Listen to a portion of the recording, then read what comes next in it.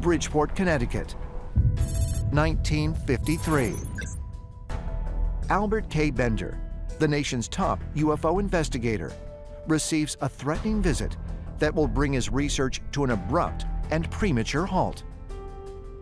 Albert K. Bender founded the International Flying Saucer Bureau. This was during the big UFO flap of 1952, when flying saucers were witnessed over Washington, D.C. and many other areas around the world.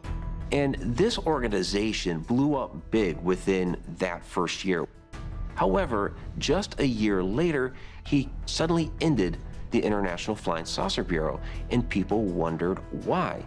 And what happened was that he came home one night, went into his bedroom, and suddenly these three dark, shadowy figures materialized through his wall into his bedroom. They were wearing the hats and the overcoats. They had glowing eyes, and they smelled like sulfur.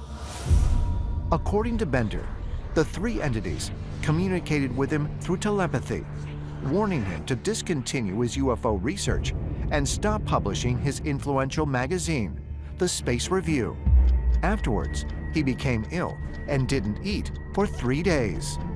After this experience, Bender was repeatedly visited. He said they gave him headaches, they controlled him telepathically, and he ultimately gave up his UFO researches and stopped publishing the Space Review, in which he documented UFO sightings throughout the world. He told the people that had been subscribers and he was working with, they told me, we come from a very, very far distant place in this universe. And we have been coming and going from your planet for some time, and we cannot allow you or anyone to interfere. And in fact, we have taken many humans from this planet to cover up our operations until we are done. This is a very influential point in our history, especially in the ufology community, in which shadow entities interfered and thwarted somebody's research and possibly set the field back a number of years. The visitors Albert Bender encountered matched descriptions of what is today known as the Hat Man, but he called them by another name, the Men in Black. While the Men in Black are often portrayed in pop culture as government agents, many who claim to have encountered them believe they are something other than human.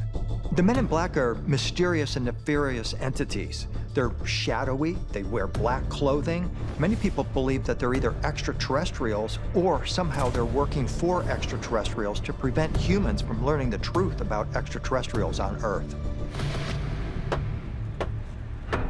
They talk to UFO witnesses. Some people have reported they seem to not know things that are common, like which end of a pin to use, or if they're offered something to eat or drink, they don't know how to eat or drink it. Both the Hat Man and the Men in Black are known for wearing a hat. They both influence people telepathically. They both appear to be sometimes malevolent, and they could in fact be the same type of a being. There's a theory that the Hat Man and the Men in Black are actually the ringleaders of the shadow people, and that in fact they direct the shadow people to influence humans in particular to keep them from investigating UFO experiences. There's no question that the stories of shadow people, Men in Black, and other visitations are all mixed in together. Are they the same? Possibly. But what I think what is really happening on this planet is mass hysteria of real events that are happening to real people, and they can't understand what's going on. Who knows what's happening?